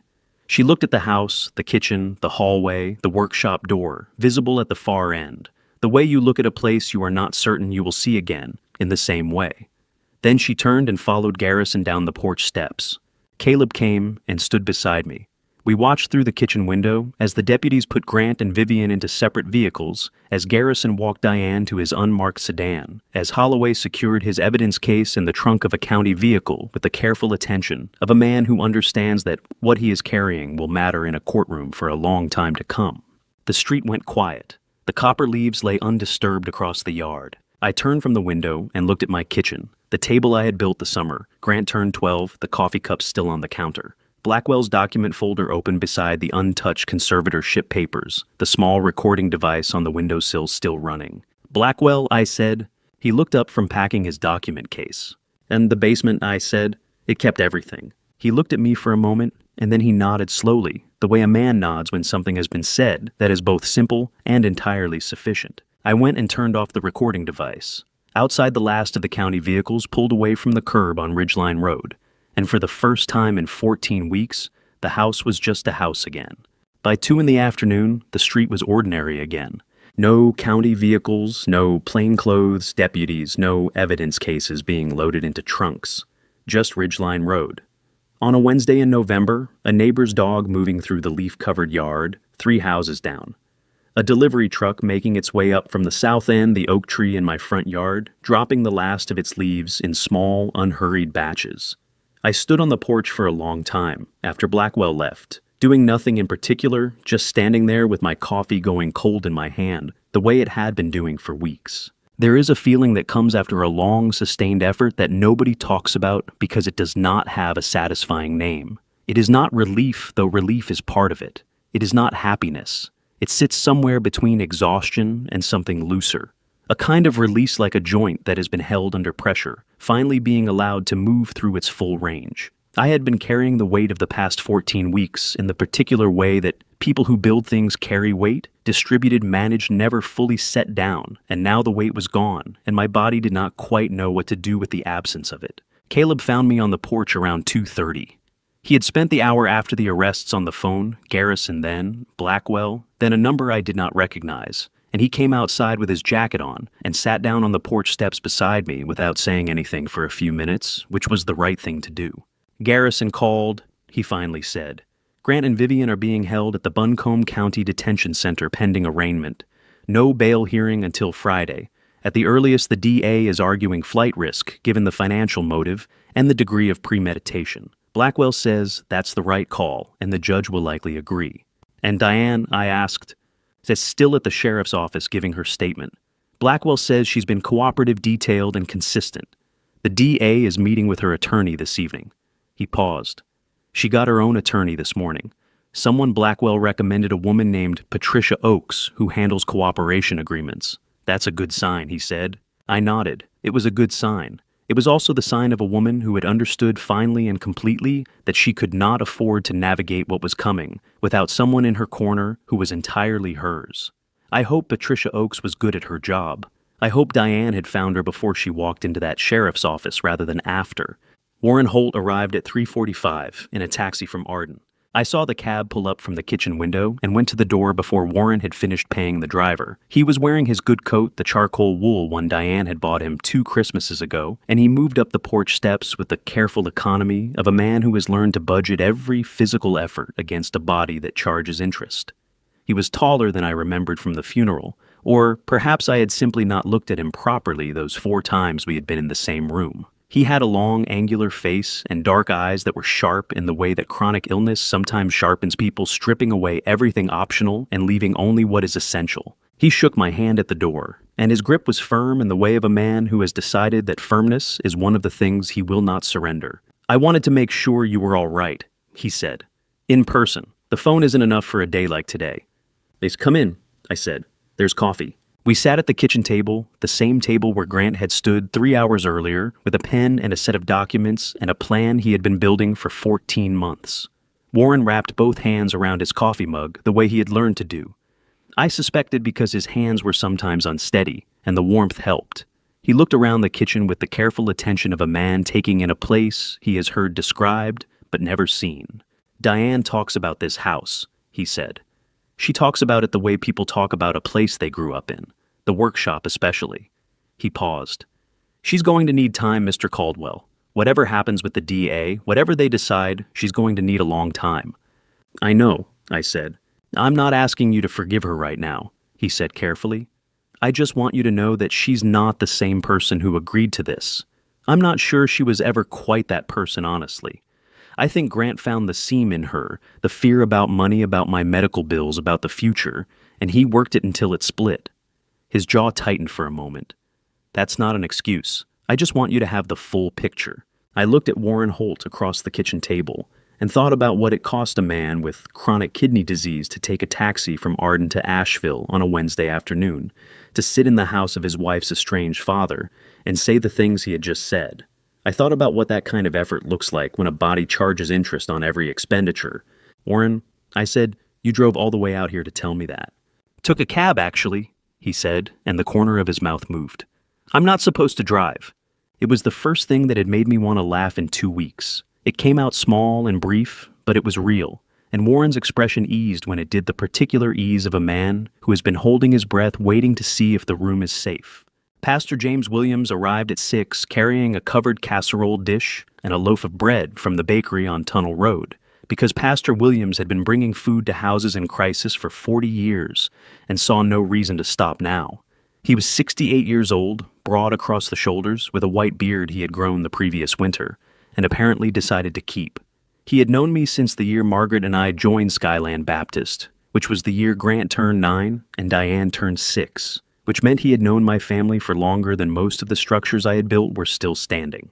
He set the casserole on the counter and gripped my hand in both of his and did not say anything for a moment, which was the pastoral equivalent of what Caleb had done on the porch steps and which I appreciated for the same reason. "Oh, how are you, Raymond?" he asked. "It's getting there," I said. "That's an honest answer." He looked around the kitchen. "You eaten anything today?" I had not, as it turned out. Caleb had not either. Warren had eaten half a granola bar in the taxi.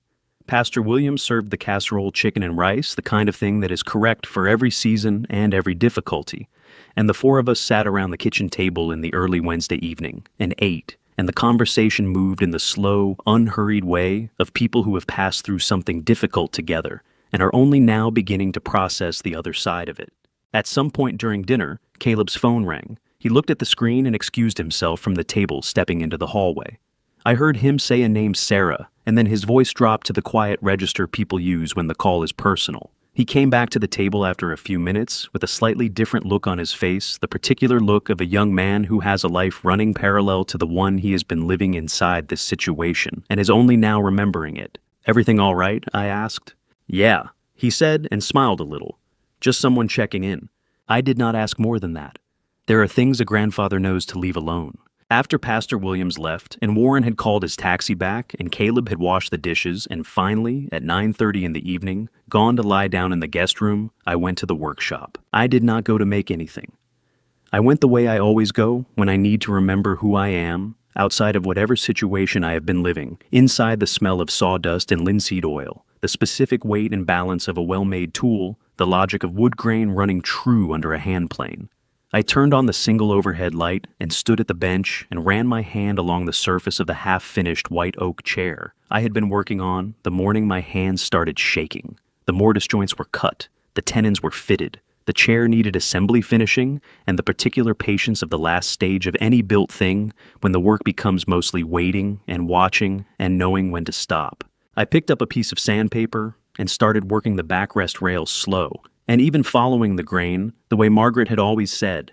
I did everything methodically, honestly, without shortcuts, even when shortcuts were available. Outside on Ridgeline Road, the night was quiet, and the oak tree had finally finished dropping its leaves. And somewhere across town in the Buncombe County Detention Center, my son was spending his first night in a place he had built for himself, one decision at a time, over 14 months. I kept sanding. The grain ran true. The wood gave back what you put into it if you knew how to ask. 8 months after the arrests, I put on my good shirt and drove downtown. Not my best shirt that one had not come out of the closet since Margaret's funeral, and I was not ready to change that. But a good shirt, a blue Oxford she had ironed for me, the last Christmas we had together. I stood at the closet for a long time before I reached for it. Then I buttoned it slowly and went downstairs to where Caleb was already waiting with the truck running. The Buncombe County Courthouse on Court Plaza is a solid brick building that has been handling difficult business since before most of the trees on Ridgeline Road were planted. We arrived 40 minutes early. Caleb drives the way he does everything with margin built in for what he cannot control. We sat on a bench in the second-floor hallway and watched the building fill around us. Attorneys with rolling document cases moving at the pace of people who have done this enough times that urgency has become routine. Sheriff's deputies in pressed uniforms, a court reporter carrying her machine under one arm with the care of someone who understands that the record matters more than anything else in the room. Blackwell met us at 8:50.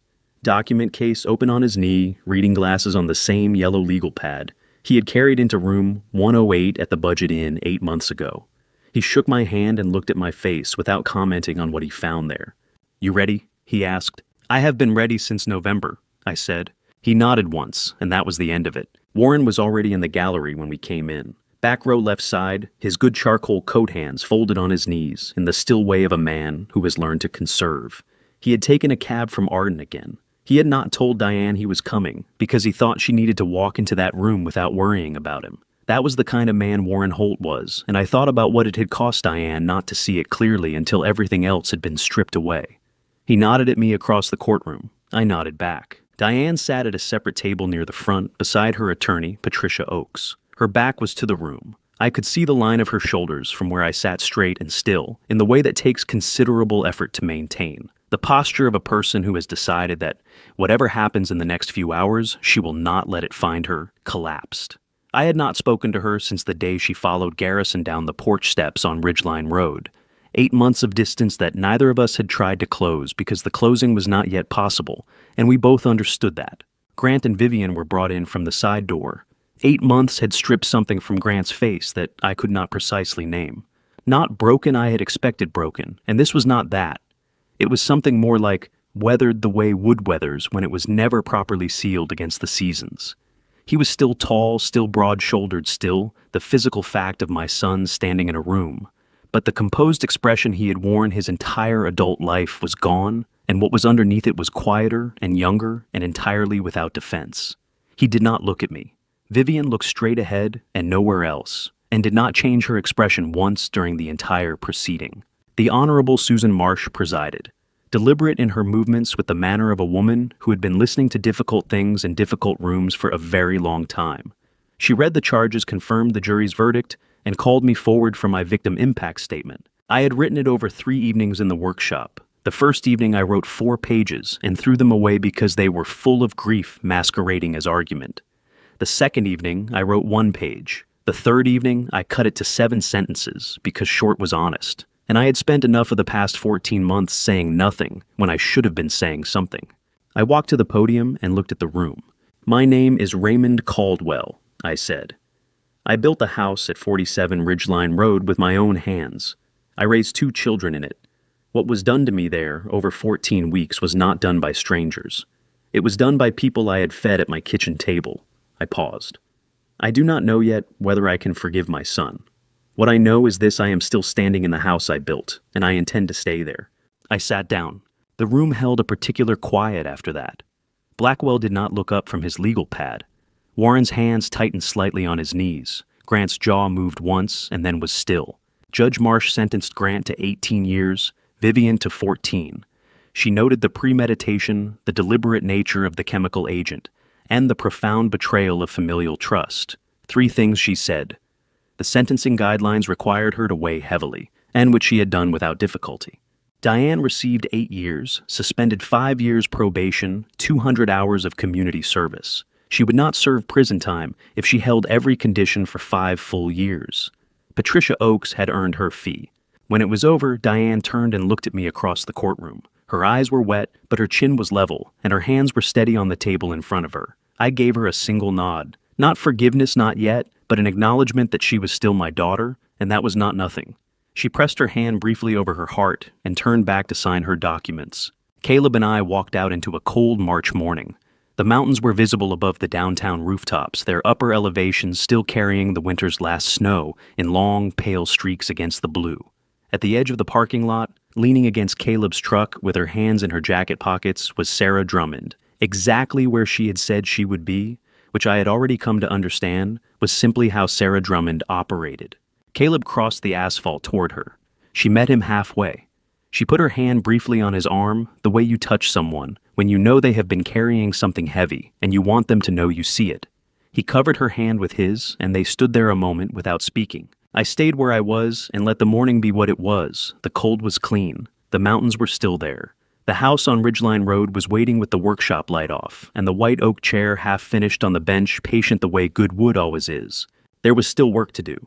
There always is. 5 months after the courthouse, the white oak chair was finally finished. I had taken my time with it, the way you take time with anything that deserves to be done, correctly fitting the last rail, checking the joints, applying 3 coats of oil finish, and letting each one cure fully before touching the next. It was a good chair. Solid balance, the grain running clean through every piece. Margaret would have put it by the window in the sewing room and declared it exactly right, which was the highest compliment she gave to anything I built.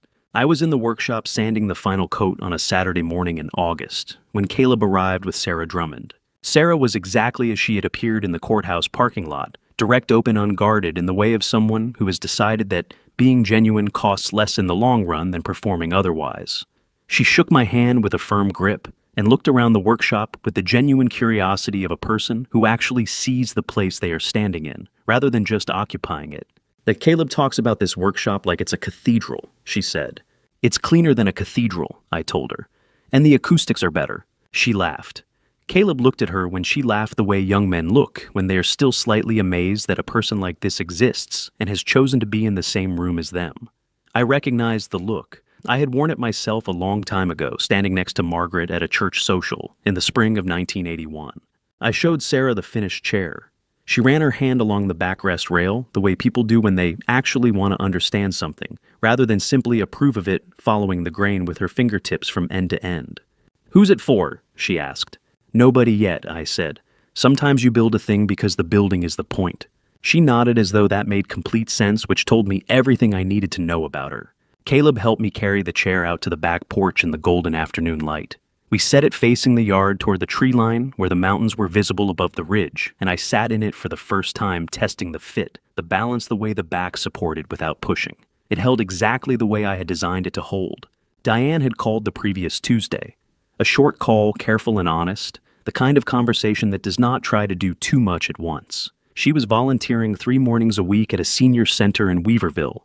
Warren's new treatment protocol was showing better numbers. She asked if she could come by sometime. Not soon, just sometime.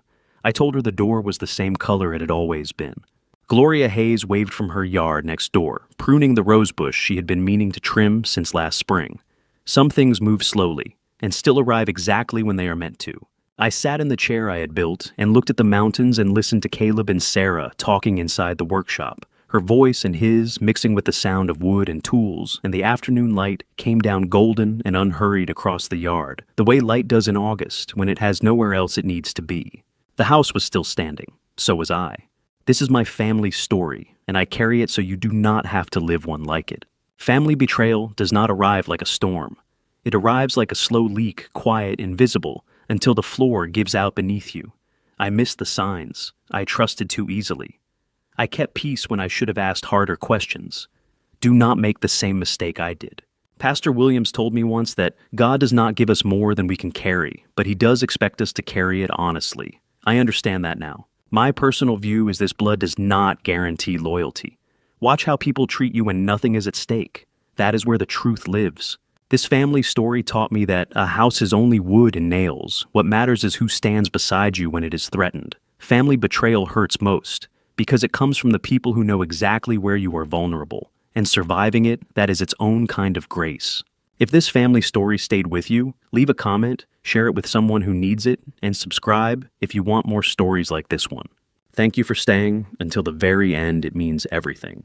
A note before you go. The stories ahead contain fictional elements created purely for reflection and education. If that is not for you, no judgment. But if you are staying, I will see you in the next one.